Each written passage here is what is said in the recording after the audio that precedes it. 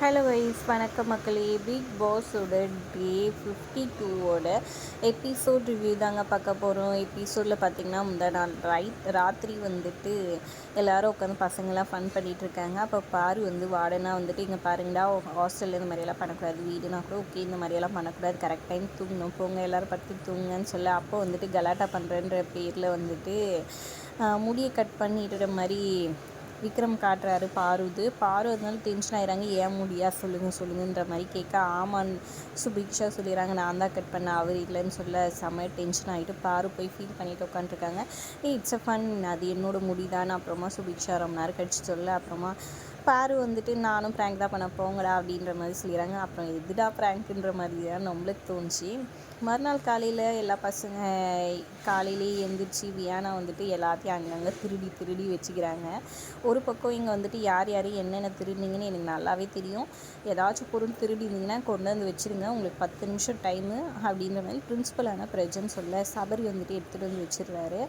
ஆனால் இங்கே அமித்தோட ஷூ கிடைக்காம வேறு ஷூஸ் தான் போட்டுட்டு அவர் ஸ்கூலுக்கு கிளாஸ் எடுக்கிறதுக்கு போயிடுறாரு. அப்புறம் பசங்களுக்கு எல்லாம் சொல்லி கொடுக்குறாங்க. வியானா அங்கேயும் டை ஒழுங்காக கட்டாமல், ஷூ ஏன் சார் மாற்றி போட்டிருக்கீங்கன்ற மாதிரி, அது டை ஏன் ஒழுங்காக கட்டலைன்னு கேட்க வந்தால், நீங்களே ஷூ மாற்றி தான் போட்டிருக்கீங்கன்ட்டு ஒரு மாதிரி அவரை இன்சல்ட் பண்ணுற மாதிரி பேசுகிறாங்க. நல்லாவே கிளாஸஸ் எல்லாம் போகுது.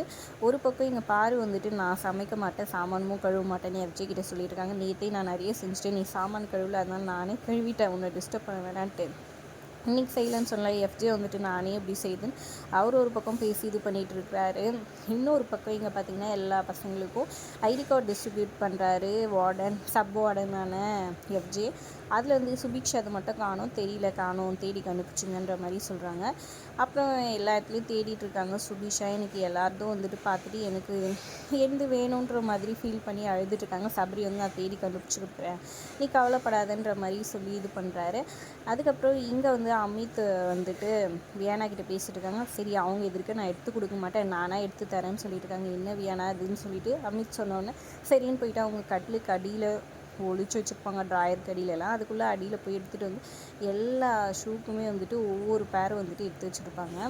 அதை எடுத்து கொடுத்தோன்னே செம்ம கடுப்பாயிடுறாரு அமித். தூக்கி ஷூவெல்லாம் போட்டுட்டு எவ்வளோ நேரம் காலிலேருந்து கெஞ்சிட்டு இருந்தேன், அவனுக்கு கொஞ்சமாவது மனசாட்சி இருக்கான்னு ஃபீல் பண்ணி ஒரு மாதிரி இது பண்ணிடுறாரு. அப்புறம் ப்ரெசன்ட் சாண்ட்ரா எல்லாம் இன்றைக்கி உங்களோட பர்த்டே இப்படியெல்லாம் பண்ணக்கூடாது, ஃபீல் பண்ணாதீங்க விடுங்கன்னு சொல்கிறாங்க. எனக்கு எவ்வளோ கால் வலி தெரியுமா, ஒரு ஷூ ஹைட்டாக இருந்துச்சு, ஒரு கால் ஷூ தான் இருந்துச்சு, நான் எப்படி அதை போட்டுட்ருக்க முடியும், உங்களுக்கு கேரக்டராக அது நீங்கள் நடிச்சிட்டு இருந்தீங்களோன்னு நினச்சேன் பாரு சொல்ல, இல்லை எனக்கு உண்மையிலே முடியலன்னு சொல்ல, சரி இது ரொம்பவே தப்பு தான், இட்ஸ் அ பேட் பிஹேவியர், இப்படியெல்லாம் ப்ரூவ் பண்ணுவாங்கன்னு பாரு எஃப்ஜேலேருந்து எல்லாருமே சொல்லிடுறாங்க.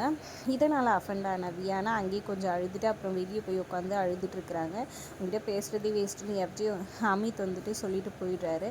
அதுக்கப்புறம் கனி சமாதானப்படுத்துகிறாங்க. இங்கே பாரு இதெல்லாம் சகஜம்தான், நீ அவர் கேட்கும் போது இது பண்ணும்போது சிரிக்கக்கூடாது, வீடு தப்பு பண்ணுறதெல்லாம் சகஜம்தான்ற மாதிரி ஸ்டூடெண்ட்ஸ் சொல்கிற டீச்சர் மாதிரியே அழகாக அட்வைஸை பண்ணி முடிச்சிடுறாங்க ஒரு பக்கம்.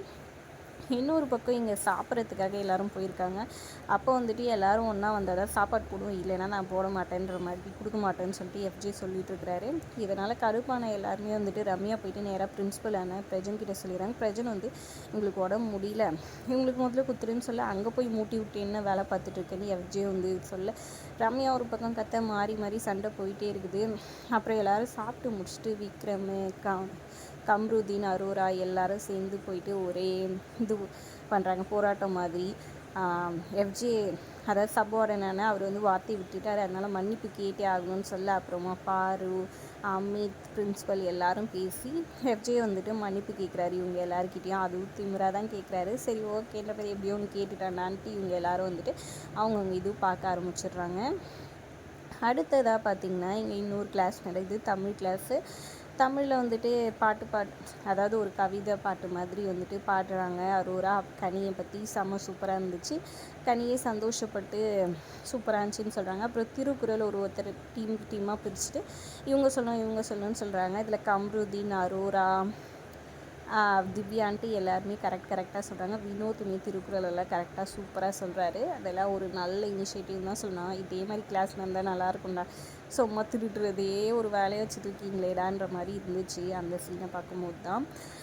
அடுத்தது பார்த்திங்கன்னா இங்கே ஒரு பக்கம் வந்துட்டு சபரி காண்டாகி கத்திடுவார் அரோரா கிட்ட. ஏன்னா அவர் சாப்பிட்றதுக்காக பழம் வச்சுருப்பார், மாதுளை பழம். அதை திருடி இவங்க வச்சுட்ருக்க யாருன்னு கேட்டிருந்தேன். நான் கேட்டு சொல்கிறேன்னு சொல்ல சபரி காண்டாகி கத்திடுவார். இதனால் அஃபெண்ட் ஆகிட்டு அரோரா அழுதுறாங்க. அப்புறம் எடுத்து கொடுத்துட்டு நான் வேணும்னு பண்ணல, சும்மா ஃபன்னுக்காக தான் பண்ணேன், சாரின்ற மாதிரி சொல்ல. அப்புறமா சபரியுமே சாரி, நான் டேப்லெட் போடணுன்னு தான் கத்திட்டேன், என்னை மன்னிச்சிடுன்ற மாதிரி அவரும் மன்னிப்பு கேட்டுறாரு ஒரு பக்கம். இங்கே அதுக்கப்புறமா ராத்திரி ஆகிடுது. அப்புறம் எல்லோரும் உட்காந்து சாப்பிட்டுட்ருக்காங்க. எஃப்ஜே பின்னாடியே சுற்றி வந்துட்டுருக்குறாங்க. நம்ம வியானா அழகாக இருக்கீங்க, எப்படி எந்த ட்ரெஸ் போட்டாலும் அழகாக இருக்கீங்க, இதில் சூப்பராக இருக்கீங்க, செம்மையாக இருக்கீங்க அப்படி இப்படின்னு சொல்ல, நீங்கள் கூட இந்த படத்தில் வர சமந்தா மாதிரியே இருக்கீங்கன்ட்டு எஃப்ஜே ஒரு பக்கம் சொல்லிட்டுருக்கேன்.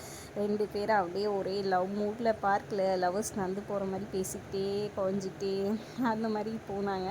அதுக்கப்புறம் 2 பேரும் ஒன்றா உட்காந்து சாப்பிட்டுக்கிட்டு இது இப்படி அது அப்படின்னு டாஸ்க் இது பற்றி பேசிக்கிட்டு இருக்கிறாங்க. அதோட எபிசோட் முடியுதுங்க. எபிசோடு எப்படின்னு மறக்காமல் கமெண்ட் பண்ணுங்கள். வீடியோ பிடிச்சிருந்தா லைக் பண்ணிக்கோங்க. நம்ம சேனலை மறக்காமல் சப்ஸ்கிரைப் பண்ணி வச்சுக்கோங்க மக்களே. தேங்க்ஸ் ஃபார் வாட்சிங்.